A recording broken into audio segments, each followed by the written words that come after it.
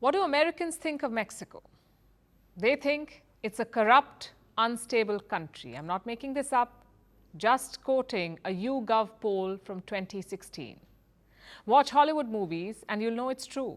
Mexicans just have a handful of roles in these films: the drug lord, or the exotic mistress, or the gardener. But that same Mexico is about to beat the United States on two very important things: abortion and women leadership. Let's go one by one. Mexico's Supreme Court has just decriminalized abortion. There are 32 states in the country. Abortion is now legal in all 32 states. The judges said denying abortion is a violation of human rights. It's a great victory for the country, especially when you look at their population. Around 80% of Mexicans identify as Catholics, and Catholics traditionally oppose abortion. In fact, many people in Mexico still do. But the courts did not listen to religion or sentiment. They stuck to logic and fairness, something that their freedom-loving neighbor did not. I'm talking about the United States of America. Last year, America's top court did the exact opposite. They effectively criminalized abortion in the US. At least 14 US states have a complete ban. Many more have restrictions. Still, Mexico is the one that is dangerous and unstable. Now to the second issue, women leadership. The United States has had 46 presidents, all men. The closest they came to electing a woman was in 2016. Hillary Clinton became the Democratic nominee. And what did America do? They voted for Donald Trump, arguably the most misogynistic US president ever. But once again, Mexico is doing what the US could not. Their elections are next year. Let me introduce you to the two main candidates. The ruling party has nominated a woman called Claudia Sheinbaum. She's currently the mayor of Mexico City. The opposition has named Xochitl Gálvez. Both women have an impressive resume.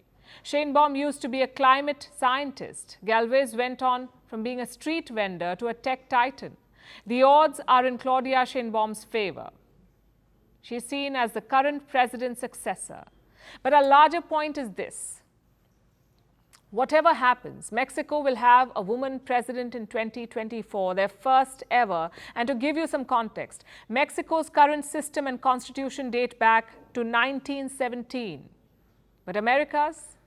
All the way back to 1789. So the US has had a 128-year head start, yet Mexico is going to win this race.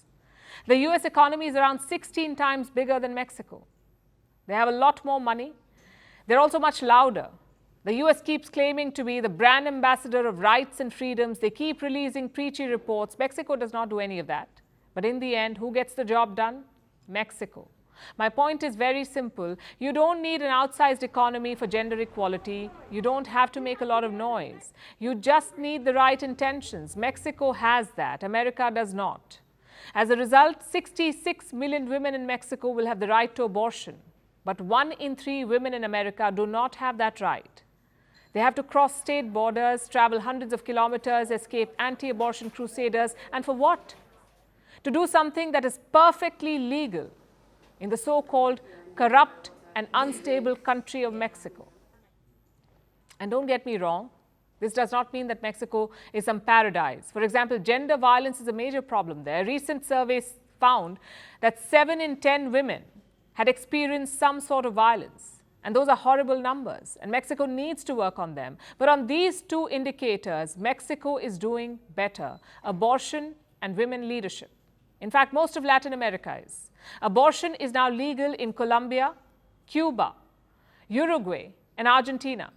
This is elective abortion. This is not just abortion in cases of rape or incest. These countries have realized what America has not. It's not enough to just talk about your rights. You have to work for them.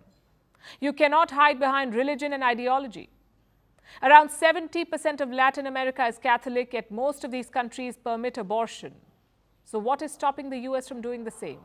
In one word, politics. Controlling women's bodies is a political issue in Washington. It is not a human rights issue. As long as that does not change, America will not change. And the wait will continue for both these things: abortion rights and a female president.